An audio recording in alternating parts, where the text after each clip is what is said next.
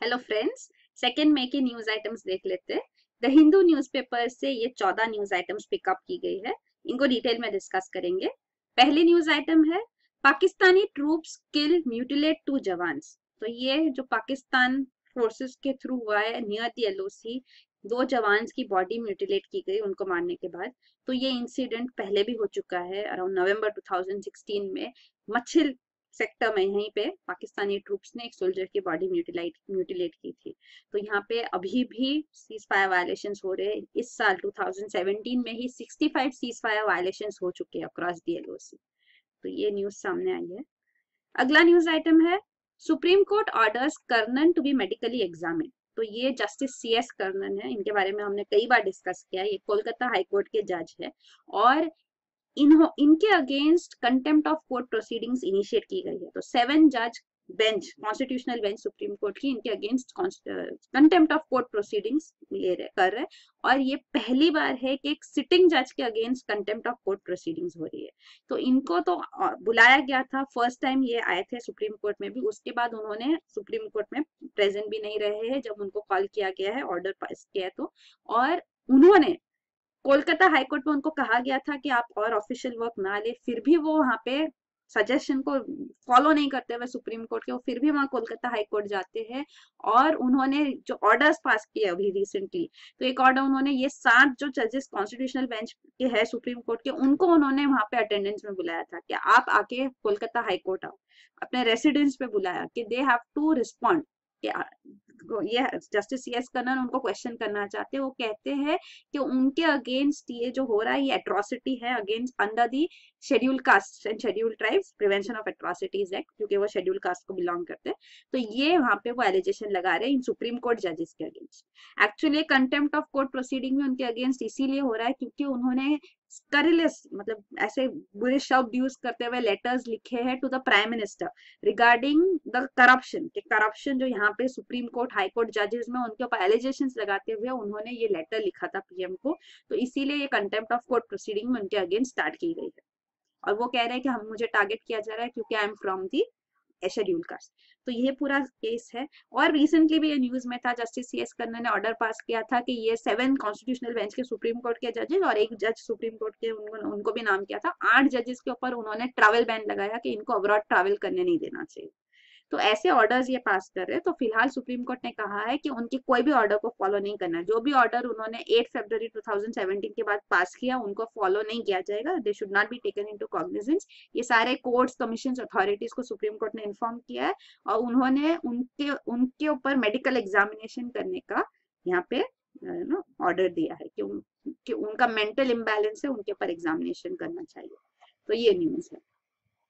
अगला news item है, Rajasthan to set up bustard breeding centre. तो राजस्थान गवर्नमेंट ने अब डिसाइड किया है कि ग्रेट इंडियन बस्टर्ड के लिए वो पहली बार कैप्टिव ब्रीडिंग करेंगे, मतलब आर्टिफिशियली एग हैचिंग सेंटर होगा जहाँ पे यहाँ पे चिक्स हैच हो गए, रेज हो गए और फिर उनको बाद में वाइल्ड में छोड़ा जाएगा। तो वाइल्ड पॉपुलेशन जो है ग्रेट इंडियन बस्टर्ड का वो 90 है, अराउंड 90 है ये इन राजस्थान। तो ग्रेट इंडियन बस्टर्ड का टोटल वर्ल्ड पॉपुलेशन भी है अभी सिर्फ 95% उसमें से यही है जो राजस्थान में प्रेजेंट है। और ये राजस्थान का स्टेट बर्ड भी है ग्रेट इंडियन बस्टर्ड। तो ये बड़ा सा बर्ड होता है और ये कैप्टिव ब्रीडिंग यहाँ पे बेनिफिशियल हो सकता है क्योंकि इंटरनेशनली भी बाकी कंट्रीज में भी ये सक्सेसफुल रहा है। इवन दूसरा जो ग्रेट बस्टर्ड की दूसरी स्पीशीज है स्पेन में, उनके ऊपर भी ये किया गया था तो ये सक्सेसफुल रहा है। इवन UAE में हौबारा ये स्पीशीज के ऊपर किया गया तो ये सक्सेसफुल रहा है। तो अब ये पहली बार यहाँ पे डेजर्ट नेशनल पार्क जो है राजस्थान में, यहाँ पे वो रेस किए जाएंगे ये ग्रेट इंडियन बस्टर्ड। तो ये क्रिटिकली एंडेंजर्ड स्पीशीज है।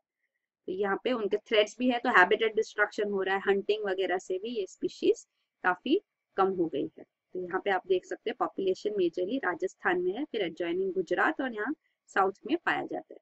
और ये कंपेयर टू अ हेन यू कैन सी कि ये बर्ड कितना बड़ा होता है ऐसे। तो ये ग्रेट इंडियन बस्टर्ड है। अगला न्यूज आइटम है, Rajiv case, supreme court wants report on larger plot. तो अब सुप्रीम कोर्ट ने CBI को ऑर्डर दिया है कि वो detail status report then prime minister of India Rajiv Gandhi के असैसिनेशन पे पूरा रिपोर्ट उनको सबमिट करे। तो ये इन्वेस्टिगेशन डेकेड से चल रही है, मतलब 20 साल होने को आएंगे। तो ये 1991 में जो असैसिनेशन हुआ था उसके बाद सीबीआई इसकी जो इन्वेस्टिगेशन कर रही है, इसमें जो अरेस्ट किए गए हैं जो वो अभी भी इस केस में जेल में है। तो वन ऑफ दी कन्विक्ट्स जो है केस में, उन्होंने यहाँ पिटिशन सुप्रीम कोर्ट में फाइल किया है और वो कह रहे हैं कि सीबीआई ने सही से इंक्वायरी नहीं की है, इफेक्टिव इंक्वायरी नहीं हुई है। जो लार्जर कॉन्स्पिरेसी माना जाती थी कि ये प्राइम मिनिस्टर राजीव गांधी के असैसिनेशन जो हुआ 1991 में, वो एक लार्जर कॉन्स्पिरेसी का पार्ट था, तो उसके ऊपर कोई इन्वेस्टिगेशन हुई नहीं है। तो ये हाईलाइट भी किया गया था 1997 में, जब ये जस्टिस एमसी जैन कमीशन बिठाया गया था इंक्वायरी करने के लिए ऑन दी असैसिनेशन। तो उन्होंने यहाँ पे कहा था कि एक लार्जर कॉन्स्पिरेसी एंगल भी इसमें हो सकता है। तो इसके ऊपर इन्वेस्टिगेट करने के लिए सीबीआई में भी ये मल्टी डिसिप्लिनरी मॉनिटरिंग एजेंसी बनाई गई थी, और फिर भी अभी तक भी ये इन्वेस्टिगेशन सही से हुआ नहीं है, ये इस कन्विक्ट का मानना है। तो ये पूरा केस भी क्या हम देखेंगे, ताड़ा कोर्ट में भी उन्होंने अपील किया था कि या इस इधर इंक्वायरी करनी चाहिए लार्जर कॉन्स्पिरेसी एंगल पे, पर वो उनका पिटिशन वहां रिजेक्ट किया गया था। इवन मद्रास हाई कोर्ट में अपील पे भी वो रिजेक्ट हुआ था। तो अब यहाँ पे सुप्रीम कोर्ट ने उन्होंने अपील किया है, और सुप्रीम कोर्ट कह रही है कि अगर कोई भी पॉसिबिलिटी है कि कन्विक्ट को यहाँ पे बेनिफिट मिल सकता है, रिलीफ मिल सकता है, अगर कोई लार्जर कॉन्स्पिरेसी है और तो उसके ऊपर इन्वेस्टिगेशन होना चाहिए। तो ये भी एक एलिगेशन है कन्विक्ट का कि यहाँ पे सीबीआई सही इंक्वायरी नहीं की उन्होंने कंप्लीट।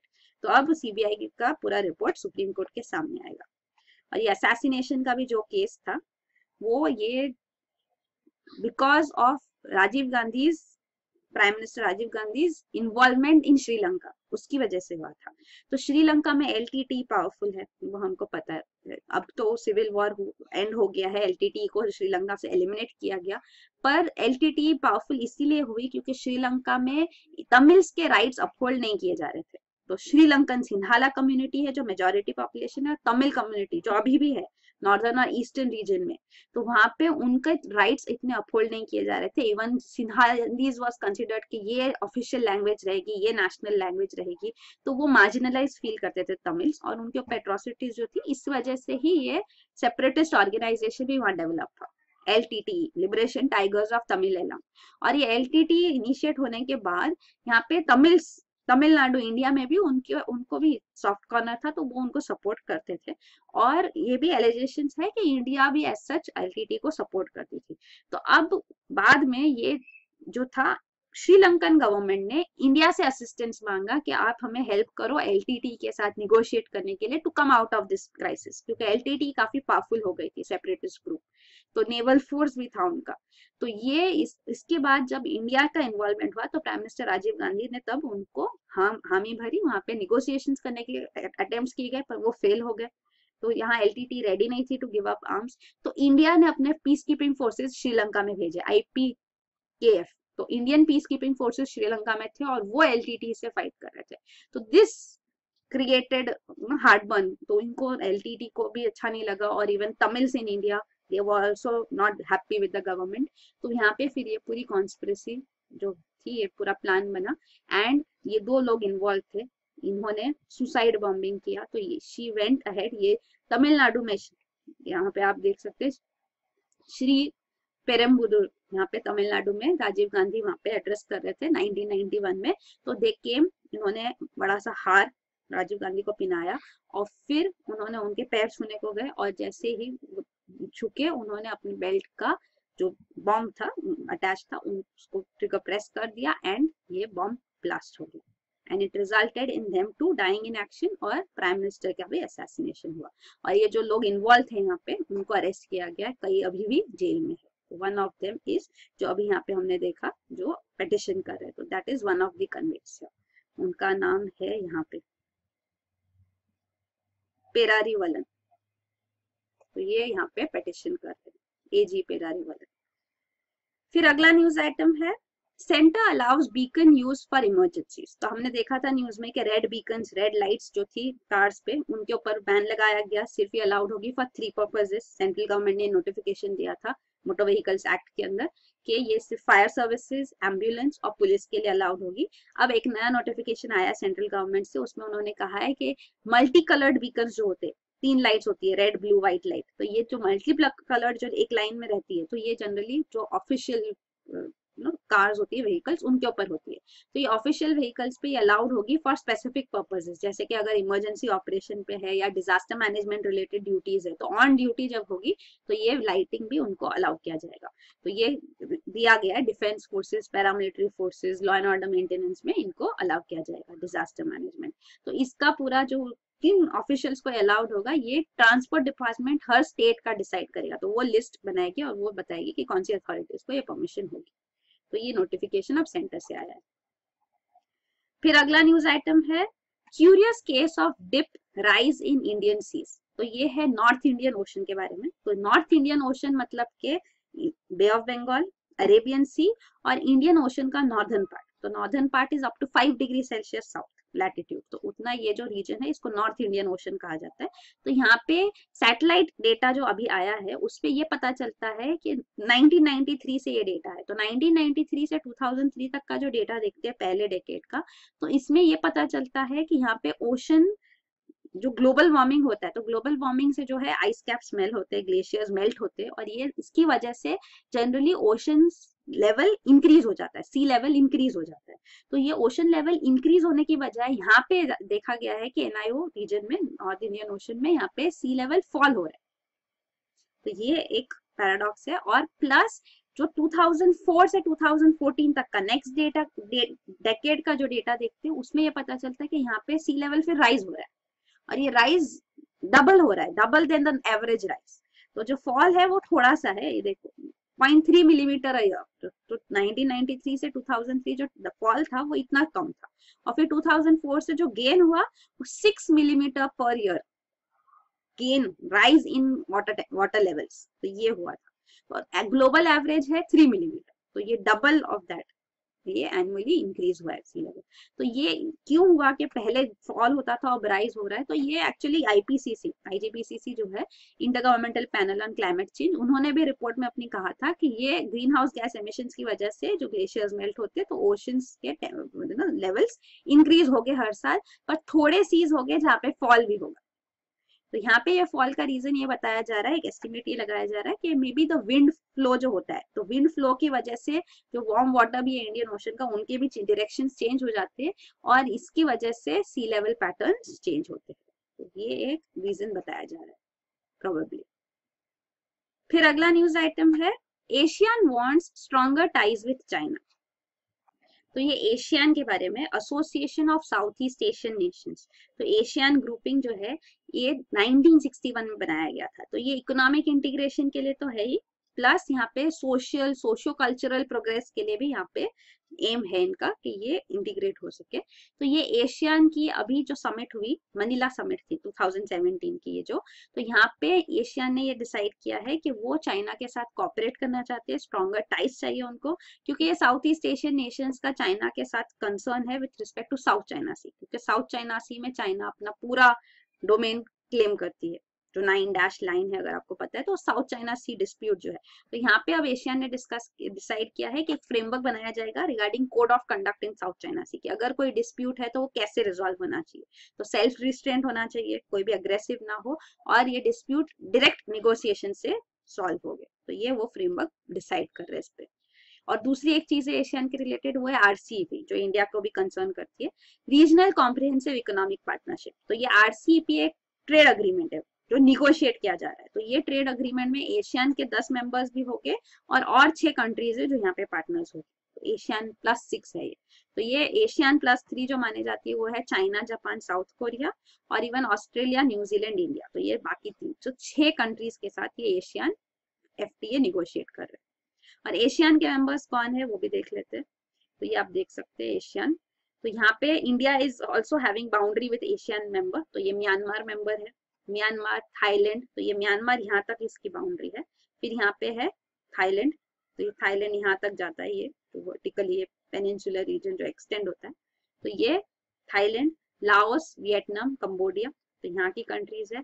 फिर है यहाँ पे सिंगापुर, इंडोनेशिया, मलेशिया, ब्रूनी यहाँ छोटी सी कंट्री है, और ये फिलीपींस। तो ये कंट्रीज मेंबर्स है। बाकी जो है ऑस्ट्रेलिया, न्यूजीलैंड, वो यहाँ नीचे डाउन है, और इंडिया ऑफ कोर्स यहाँ नेबर है, और नॉर्थ में जो है यहाँ पे चाइना, जापान और साउथ कोरिया। तो ये 6 कंट्रीज है जिनके साथ ये Asian RCEP, regional comprehensive economic partnership negotiate कर रहे हैं। फिर अगला न्यूज आइटम है SpaceX makes first US military launch. तो ये SpaceX एक प्राइवेट स्पेस एजेंसी है जो प्राइवेट सेक्टर की है। तो ये बिलियनर टाइकून है एलन मस्क, वो इनको हेड करते हैं और ये USA में बेस्ड है, कैलिफोर्निया बेस्ड एजेंसी है। तो इन्होंने काफी इनिशिएटिव्स लिए हैं। फैल्कन 9 रॉकेट जो इनकी है, तो फैल्कन 9 रॉकेट एक्चुअली लॉन्च की जाती है, सैटेलाइट लॉन्च करती है और ये रॉकेट का फर्स्ट स्टेज वापस रिटर्न आता है। तो ये उन्होंने सक्सेसफुली किया है। अब इसमें वो 4th successful solid ground landing, vertical landing सही से ये फैल्कन 9 का इस बार भी हुआ, जो ये मिलिट्री सैटेलाइट लॉन्च किया गया। तो पहली बार SpaceX एक प्राइवेट स्पेस एजेंसी ने US गवर्नमेंट के लिए मिलिट्री सैटेलाइट लॉन्च की। तो ये मिलिट्री स्पाई सैटेलाइट जो होती है, नेशनल रिकॉग्नाइजेशन ऑफिस है US की, वो बनाती है। तो ये NROL 76 ये सैटेलाइट थी जो अभी लॉन्च की गई बाय SpaceX। तो ये फैल्कन 9 रॉकेट भी इंपॉर्टेंट है जिन्होंने, तो ये एक रीयूजेबिलिटी है, मतलब रॉकेट्स एक बार लॉन्च कर दिया और फिर वो स्पेस में से रिटर्न नहीं आते तो फिर से नया रॉकेट बनाना पड़ता है। तो अगर वो रीयूजेबल हो सकता है तो कॉस्टली पार्ट्स आप रीयूज कर सकते हैं, दैट इज ह्यूज बेनिफिट। तो इसमें वो काफी इनिशिएटिव्स ले रहे हैं और सक्सेसफुली ये कर रहे हैं SpaceX। फिर अगला न्यूज आइटम है government eyes 2 million jobs in mobile phone units. तो ये जो गवर्नमेंट की नई पॉलिसी आई है, phased manufacturing programme for mobile phones, तो ये अभी रिसेंटली अनाउंस की गई है, गवर्नमेंट ने नोटिफाई की है पॉलिसी। तो इससे काफी जॉब जनरेशन होगा, एम्प्लॉयमेंट जनरेशन होगा। तो यहाँ पे जो मैन्युफैक्चरिंग एक्टिविटी की जाएगी यहाँ पे, तो फेजेस में, मतलब धीरे धीरे करके हमको मैन्युफैक्चरिंग यहाँ पे इंडिया में, मेक इन इंडिया जो हमारा प्रोग्राम है उसको बूस्ट करना है।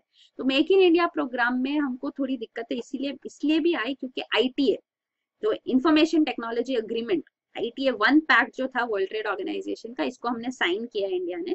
तो इसमें हमको फिर थोड़े ID प्रोडक्ट्स को एग्जेम्पशन देनी पड़ती है ड्यूटीज से, तो वो बाहर से आते हैं। तो ये ऑफकोर्स मेक इन इंडिया के अगेंस्ट जाता है। तो हम चाहते हैं अब कि इंडिया में मैन्युफैक्चरिंग हब बने। इवन एप्पल कंपनी जो है, आईफोन मेकिंग कंपनी, ये अपना मैन्युफैक्चरिंग बेस इंडिया में बनाना चाहती है। तो वहाँ उनके साथ भी अब फ्रेश टॉक्स किए जाएंगे कि ये फेज मैन्युफैक्चरिंग प्रोग्राम के अकॉर्डिंग वो भी कैसे यहाँ पे फंक्शन कर सकती है। तो वो ये पूरा प्लान भी सामने दिया गया है कि उन्होंने कैसे वो नोटिफिकेशन में प्लान आउट किया है। तो ये फाइनेंशियल ईयर में हम चाहते हैं कि एटलीस्ट सब असेंबली हो सके, मैकेनिक्स, माइक्रोफोन का, रिसीवर का, कीपैड, USB केबल्स, ये माइक्रो असेंबली इंडिया में हो, सब असेंबली। फिर PCBs, printed circuit boards, camera modules, connectors, ये बनाए जाए यहाँ पे इन इंडिया बाय 2018-19। फिर display assembly, touch panels, vibrator, ringer वगैरह भी ये 2019-20 में इंडिया में, मतलब फेजेस में धीरे धीरे करके हम अपना मैन्युफैक्चरिंग हब बनाए मोबाइल फोन्स में। ये इंडिया ने प्लान बनाया है, रोड मैप है पूरा फॉर द नेक्स्ट 10 years। फिर अगला न्यूज आइटम है NITI Aayog for abolishing 2% duty on mobile phone circuits. तो जो मोबाइल फोन के सर्किट्स के ऊपर, तो ये क्रिटिकल टेक्नोलॉजी है, तो इसके ऊपर रिसेंटली जो बजट 2017-18 आया, इसमें इसके ऊपर 2% इम्पोर्ट ड्यूटी लगाई गई। तो ये 2% इम्पोर्ट ड्यूटी नीति आयोग कह रही है अपने ड्राफ्ट 3 ईयर एक्शन प्लान में कि इसको हटा देना चाहिए। तो गवर्नमेंट ने इसीलिए लाया था कि मतलब डोमेस्टिक प्रोडक्ट मैन्युफैक्चरर्स को बेनिफिट हो सके। तो नीति आयोग का मानना है कि हमको डोमेस्टिक इंडस्ट्री को वॉल ऑफ प्रोटेक्शन में डेवलप नहीं करना चाहिए, इम्पोर्ट ड्यूटी हटा देनी चाहिए।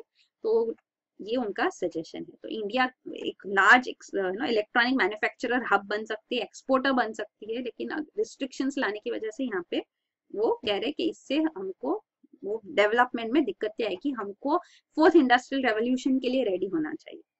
वर्ल्ड मार्केट इलेक्ट्रॉनिक्स का काफी बड़ा है, हमारे पास इतना लेबर सोर्स भी है, इतना बड़ा मार्केट भी है और चीप लेबर है, और इवन जो इकोनॉमीज है जो यहाँ पे इलेक्ट्रॉनिक्स वैल्यू चेन है जहाँ पे, उनके भी हम क्लोज है। तो हमको अपना 4th इंडस्ट्रियल रेवोल्यूशन भी स्ट्रॉन्ग करना चाहिए।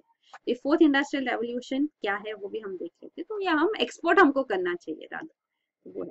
तो ये फर्स्ट इंडस्ट्रियल रेवोल्यूशन, मतलब जो स्टीम पावर यूज किया गया, तो स्टीम से जो पावरिंग किया जाता था, mechanisation, that was first industrial revolution जो हम हिस्ट्री में भी स्टडी करते हैं। सेकेंड इंडस्ट्रियल रेवोल्यूशन है मास प्रोडक्शन, के असेंबली लाइन में मास प्रोडक्शन कर सकते हैं, तो वो सेकेंड इंडस्ट्रियल रेवोल्यूशन कहा जाता है, जो फोर्ड कंपनी ने भी इसको मास्टर की थी। फिर थर्ड इंडस्ट्रियल रेवोल्यूशन है कंप्यूटराइजेशन, ऑटोमेशन आ गया, तो वो और इजीली वर्क हो जाता है। तो ये थर्ड इंडस्ट्रियल रेवोल्यूशन था। अब जो फोर्थ इंडस्ट्रियल रेवोल्यूशन की हम बात करते हैं वही है साइबर फिजिकल सिस्टम्स। तो इसका मतलब है जो सारे मशीन्स है वो मशीन्स भी इंटरकनेक्टेड है थ्रू वाईफाई। आप देख सकते हैं यहाँ आइकन दिया गया है। तो मतलब वो एक उनको कमांड्स पास ऑन किए जा सकते हैं और live time as such live you can control. तो ये पूरा फोर्थ इंडस्ट्रियल रेवोल्यूशन। फिर अगला न्यूज आइटम है core industries output grows 5% in March. तो ये 8 कोर इंडस्ट्रीज है जिनका 38% वेटेज है आईआईपी में, इंडेक्स ऑफ इंडस्ट्रियल प्रोडक्शन में। तो इनका हर महीने डिटेल्स आते हैं। तो इस बार ये मार्च 2017 का डेटा ये है कि 5% इनका ग्रोथ हुआ है, लेकिन पिछले साल अगर देखा जाए मार्च 2016 में तो 9.3% रिकॉर्ड ग्रोथ हुआ था इनका। तो ये हर महीने का क्या डेटा है वो हमको जरूरी नहीं है, पर 8 कोर इंडस्ट्रीज ये ऑलरेडी यूपीएससी ने प्रीलिम्स में पूछ चुकी है और ये इंपॉर्टेंट है। तो 8 कोर इंडस्ट्रीज का आईआईपी में कितना परसेंटेज वेटेज है और इनमें से सबसे ज्यादा 8 कौन सी है, इनमें से सबसे ज्यादा वेटेज किसका है, तो वो इलेक्ट्रिसिटी जनरेशन का है। आप देख सकते हैं 10.32%। तो ये उसी ऑर्डर में इनको अरेंज किया गया है। तो 8 कोर इंडस्ट्रीज कौन सी है वो भी पता होना चाहिए। तो मतलब इंडस्ट्रियलाइजेशन के लिए जो कोर इंडस्ट्रीज है जो इंपॉर्टेंट है, इलेक्ट्रिसिटी चाहिए, फ्यूल चाहिए मतलब petroleum refinery, crude oil, natural gas, ये जरूरी है। फिर कोल प्रोडक्शन, तो कोल भी एनर्जी के लिए जरूरी है। फिर स्टील, तो जो कैपिटल गुड्स इंडस्ट्री है तो steel is very important. Then fertilisers है और सीमेंट इंफ्रास्ट्रक्चर सेक्टर के लिए। तो ये सबको 8 कोर इंडस्ट्रीज माना जाता है। तो ये है, तो ये आप देख सकते हैं आईआईपी में भी उनका परसेंटेज वेट किया है। तो इलेक्ट्रिसिटी जैसे हमने देखा 1 ऑफ द 8 कोर, तो उनका 10.32% वेटेज है। अब बाकी दो जो अगर आप मेजरली डिवाइड करो आईआईपी में, तो सबसे ज्यादा आईआईपी में वेटेज है मैन्युफैक्चरिंग का 75.53%। तो ये भी आपको पता होना चाहिए कि सबसे ज्यादा वेटेज मैन्युफैक्चरिंग सेक्टर के लिए, फिर माइनिंग एंड देन इलेक्ट्रिसिटी। और ये अलग मतलब आप हर तरीके से ये गुड्स को जो आईआईपी में गुड्स है उसको सेग्रीगेट कर सकते, क्लासिफाई कर सकते, basic goods, capital goods, intermediate, consumer, ऐसे। तो ये है। फिर अगला न्यूज आइटम है एम्प्लॉयमेंट अंडर पीएमईजीपी फॉल्स 9.5%। तो ये prime minister's employment generation programme है। तो ये 2008 में लॉन्च किया गया था। तो ये एम्प्लॉयमेंट जनरेशन के लिए, तो ये स्मॉल एंड मीडियम एंटरप्राइजेस में, जो ministry of small and medium enterprises है, micro small and medium enterprises, उनके अंडर ही आता है। तो यहाँ पे मेनली ये इसीलिए लॉन्च किया गया था ताकि फर्स्ट जनरेशन एंटरप्रेन्योर्स डेवलप किए जा सके जो माइक्रो एंटरप्राइजेस एस्टैब्लिश करे कंट्री में। तो उनको यहाँ पे प्रोविजंस दिए जाते हैं। तो सारे जो वेरियस प्रोविजंस है इसके अंदर, जैसे credit guarantee fund trust for micro small and small enterprises है, तो क्रेडिट गारंटी दी जाती है। Market assistance, technology upgradation, entrepreneur development programmes किए जाते हैं। इवन ये entrepreneur development by incubators, through incubators मतलब थोड़ा टाइम उनको सपोर्ट किया जाए, ऐसे करके ये प्रोग्राम्स किए जाते हैं ताकि micro small and medium enterprises को बेनिफिट कर सके। तो ये जो स्कीम है वो दोनों रूरल और अर्बन एरियाज में एप्लीकेबल है। तो ये स्कीम है। तो ये रूरल एम्प्लॉयमेंट गारंटी प्रोग्राम जो था उसको रिप्लेस करते हुए भी ये बनाई गई है, और एनईजीपी जो था वो भी। तो दोनों रूरल अर्बन एरियाज के लिए स्कीम है। प्रेजेंटली न्यूज ये है कि यहाँ पे जॉब अपॉर्चुनिटीज, एम्प्लॉयमेंट इसमें काफी कम हो गई। तो वो यहाँ पे न्यूज है, एम्प्लॉयमेंट अंडर दिस फॉल्स 9.5%। फिर अगला न्यूज आइटम है fix stand prices based on technology. तो ये स्टैंड मैन्युफैक्चरर्स का डिमांड है। तो गवर्नमेंट ने फेब 2017 में स्टैंड प्राइसेस के ऊपर कैप लगा दिया। तो ये स्टैंड क्या होते हैं, तो स्टैंड ये स्प्रिंग लाइक मेटल्स होते हैं, ये आप देख रहे हैं जो मैश जैसा होता है ये। तो इसके अंदर एक कैथेटर बलून होता है कैथेटर के साथ। तो ये बलून जब आर्टरीज में जब ब्लॉकेड हो जाती है तो ये ब्लॉक्स क्लियर करने के लिए एंजियोप्लास्टी की जाती है। तो ये स्टेंट डाला जाता है। तो स्टेंट जब ये यहाँ पे बलून ओपन अप होता है तो ये पूरा मैश भी ओपन अप होके स्पेस ऑक्यूपाई कर लेता है और ये जो ब्लॉकेज है उसको क्लियर करते हैं।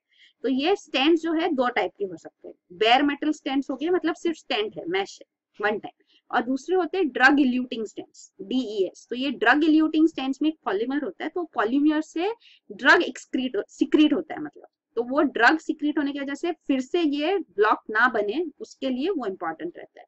तो यहाँ पे स्टेंट मैन्युफैक्चरर्स ये कह रहे हैं कि जो ड्रग इल्यूटिंग स्टेंट्स है उनके ऊपर कैप, एक सिंगल कैप नहीं होना चाहिए, क्योंकि अलग अलग टेक्नोलॉजीज और अलग अलग उनकी क्वालिटी हो सकती है। तो डिपेंडिंग ऑन क्वालिटी और इनोवेशन आप उनके ऊपर प्राइस कैप लगाओ, नहीं तो this will kill in innovation in this sector. तो वो उनका डिमांड है। और ये प्राइस कैप इसीलिए लगाया गया था क्योंकि इनके प्राइसेस काफी ज्यादा थे, और ये न्यूज में काफी प्रोमिनेंटली आया था कि स्टैंड प्राइसेस है, इसके अंदर जो कमीशन रखा जाता है बाय डॉक्टर्स बाय हॉस्पिटल्स, ये बहुत ज्यादा होता है, तो इनकी प्राइसेस जो पेशेंट्स को पे करनी पड़ती है वो 10 गुना 20 गुना बढ़ जाती है। ये देखो 1000%, 2000% वो अपना कट्स रखते थे, तो मतलब 100% इंक्रीज इन प्राइस मतलब डबल हो गया प्राइस, तो 1000% मतलब 10 टाइम्स हो गया। तो ये यहाँ पे जो प्रॉफिट्स वो लोग बनाते थे, इसके ऊपर इसको कंट्रोल करने के लिए NPPA, national pharmaceutical pricing authority ने प्राइसेस फिक्स कर दिए कि बेयर मेटल के लिए 7500 कैप है और ड्रग एल्यूटिंग के लिए 29600। तो ये यहाँ पे वो कह रहे हैं कि इसको एक कैप नहीं होना चाहिए, इधर ना थोड़ी फ्लेक्सिबिलिटी देनी चाहिए। तो ये डिमांड है, अब तक को इसके ऊपर रिस्पॉन्स नहीं आया है गवर्नमेंट से। फिर लास्ट न्यूज आइटम है 3D प्रिंटेड कार्टिलेज में हेल्प ट्रीट ऑस्टियोआर्थराइटिस। तो ये 3D बायो प्रिंटर है जो यूज किया गया है। तो 3D प्रिंटिंग हमने पहले भी डिस्कस किया। 3D प्रिंटिंग मतलब जो हम प्रिंटिंग करते हैं तो वो एक इमेज पे प्रिंट आता है, 3D प्रिंटिंग में 3D मॉडल बन के आएगा। तो ये जो 3D मॉडल बन के आता है तो इसके लिए जो रॉ मटेरियल है उसको इनपुट दिया जाता है। तो ये कैसे होता है, तो ये आपके पास जो भी आइडिया आपको जो भी बनाना है तो उसका आप कंप्यूटर एडेड डिजाइन आप डेवलप कीजिए, और ये डिजाइन को आप प्रिंटर सॉफ्टवेयर में फीड कर दिए। प्रिंटर सॉफ्टवेयर ने इसको स्लाइसिंग आउट कर दिया कि हर एक लेयर कैसे होगा, और फिर ये प्रिंटर लेयर बाय लेयर वो मटेरियल यूज करके बनाएगा और फिर उसको फ्यूज किया जाएगा, और ये जो आपको ऑब्जेक्ट आपने इमेजिन किया था वो आपको प्रिंट करके 3D इमेज मिल जाएगी। तो ये होता है 3D प्रिंटर। तो ये लेयर बाय लेयर यहाँ पे डेवलप की जाती है सोर्स मटेरियल से। तो ये तो 3D प्रिंटिंग है। अभी जो न्यूज में वो है 3D बायो प्रिंटिंग। तो बायो प्रिंटिंग में जो रॉ मटेरियल यूज किया जा रहा है वो है स्टेम सेल्स यूज किए जा रहे हैं। तो ये स्टेम सेल्स को यहाँ पे बायो इंक की तरह यूज किया जाता है और उनको अरेंज किया जाता है इन पर्टिकुलर पैटर्न, फिर उनको फ्यूज किया जाता है और फिर उनके ग्रोथ की वजह के बाद उनको फिर जो टिश्यू जैसे यूज करना है वैसे बना सकते हैं। This is called bio printing. तो आप कंप्यूटर मॉडल बनाओ, बायो प्रिंट किया और फिर वो फाइनल टिश्यू डेवलप हो गया और उसको फिर आप यूज कर सकते हैं। तो अभी जो न्यूज है वो ये है कि कार्टिलेज टिश्यू बनाया गया है। तो ये बायो प्रिंटिंग यूज करके स्टेम सेल्स लिए। स्टेम सेल्स क्या होते हैं, जो अनडिफरेंशिएटेड सेल्स होते हैं। हमारी बॉडी ऑर्गन से बनी है, टिश्यू से बनी है, तो बेसिक कॉन्स्टिट्यूएंट वो सेल्स ही है। तो सेल्स अलग अलग टाइप के होते हैं, जैसे रेड ब्लड सेल्स होते हैं, नर्व्स के न्यूरॉन सेल्स होते हैं वगैरह। तो ये डिफरेंट टाइप्स ऑफ सेल्स होते हैं। तो जो ओरिजिनल जो होता है वो होते हैं स्टेम सेल्स। तो ये स्टेम सेल्स अनडिफरेंशिएटेड सेल्स है। ये सेल्स कोई भी सेल बन सकते हैं। तो ये स्टेम सेल्स एम्ब्रायोनिक जो होता है, एम्ब्रायोस जो होते हैं जब बच्चा डेवलप हो रहा है तो वो एम्ब्रायोस के में स्टेम सेल्स काफी ज्यादा पाए जाते हैं। तो एक तो एम्ब्रायोनिक स्टेम सेल्स होते हैं और एडल्ट में भी स्टेम सेल्स होते हैं। तो बोन मैरो में जनरली स्टेम सेल्स होते हैं। तो ये adult stem cells, embryonic stem cells दोनों होते हैं। तो स्टेम सेल्स का एक तो है कि वो डिवाइड हो सकेंगे, मल्टीप्लाई हो सकेंगे, और दूसरी इंपॉर्टेंट प्रॉपर्टी है कि उनके पास पोटेंसी होती है, प्लूरिपोटेंसी या टोटीपोटेंट। तो टोटीपोटेंट मतलब टोटली पोटेंट है, मतलब पोटेंशियल उनमें कि वो कुछ भी बन सकते, कोई भी टाइप का सेल बन सकते। और प्लूरिपोटेंट मतलब प्लूरल बन सकते, उनके पास डिफरेंशिएशन हो सकता है, कुछ भी बन सकते। तो ये प्लूरिपोटेंट स्टेम सेल्स जो है इनको फिर आप प्रोग्रामिंग करना होता है कि ये कैसे कौन से स्टेम सेल्स बनेंगे। तो वो जब प्रोग्रामिंग किया जाता है तो ग्रोथ फैक्टर से किया जाता है। तो स्टेम सेल्स को जब ट्रीट किया जाएगा तो वो डिफरेंशिएट जैसा चाहते वैसे हो जाएंगे। जिस स्टेम सेल्स को जो पैटर्न में चाहिए वो आप 3D बायो प्रिंट करो, उसके बाद उनको ग्रोथ फैक्टर्स के साथ ट्रीट करो और फिर वो डिफरेंशिएट हो जाएगी जैसे चाहिए। तो अगर यहाँ पे जो इन्होंने यूज किया बायो प्रिंटर, तो इसमें उन्होंने कार्टिलेज टिश्यू बनाना चाहा तो कार्टिलेज टिश्यू बन जाएगा and then it can be used. तो कार्टिलेज टिश्यू आपको लाइव होता है तो वो ऑर्गन में आप यूज कर सकते हैं ऑस्टियोआर्थराइटिस ट्रीट करने के लिए। तो ये एक सक्सेस अभी जो न्यू, तो ये लेटेस्ट डेवलपमेंट है जो ये न्यूज में आई है कि 3D बायो प्रिंटिंग सक्सेसफुली किया गया। तो यही है न्यूज आइटम्स। Thank you.